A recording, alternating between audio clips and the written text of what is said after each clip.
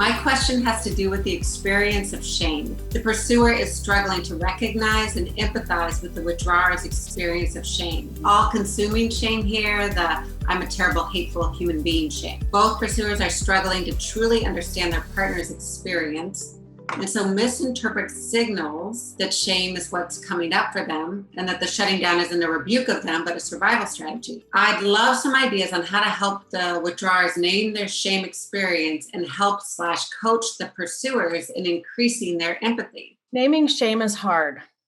Yeah. None of us want to feel the shame we feel. And so what I think I'd encourage us to think about it, slicing it thinner, which is to name that I'm overwhelmed, which happens to all humans. When I'm overwhelmed, I'm learning that I become unreachable to you. And that when anybody copes with overwhelm in ways that pushes their loved one away, it's going to be really hard for the loved one to have empathy. But ideally, we work more in the present moment with what's coming alive intrapsychically. And if it's not empathy, then it's really important that we find out what is coming alive and normalize that and make space for that. I mean, this is when one partner is overwhelmed regularly or caught in shame and gripped by shame regularly, even if it's once a month, those are going to be the hardest moments on any love relationship. So it's going to be really hard for the partner to find and feel and lead and respond with empathy. And so I would really slow those moments down and work intrapsychically with each to name overwhelm, which is a little less stigmatizing than shame. Shame sometimes for people, and you can explore this with your clients, the word shame evokes what? How would it be to name the shame? How would it be to claim the shame? Some people could feel empowered by that. So great. Other people say, well, if I wasn't deficient, I wouldn't feel this much shame. And it's like, no, if it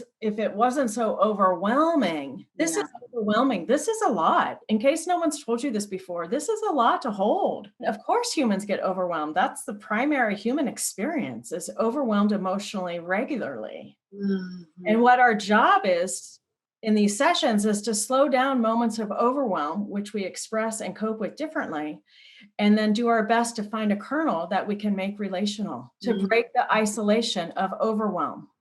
So in that whole little paragraph, you could take out the word overwhelm and put in shame, and it's the exact same thing, but we're just calling it different to help the client feel better, I would hope. I'm not saying it's all about the semantics, but it also informs my frame of how we're working. No, that's helpful, because if you reflect shame, it often amplifies it, not always, but often amplifies it.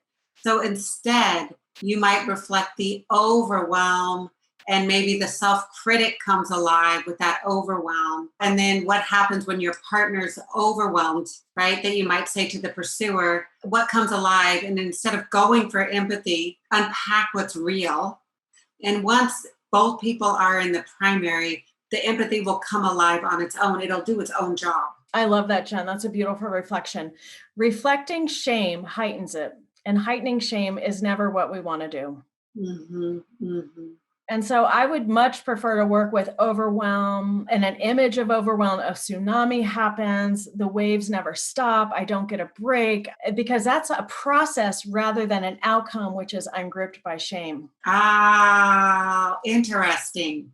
To go back to the process that leads one into being gripped by shame and to work with the lead up to being gripped by shame as an outcome. Yeah. Okay, that's great. Yes. For more hot tips on emotionally focused therapy, go to theeftcafe.com and sign up for our newsletter, where you will receive short little clips like the one you just watched.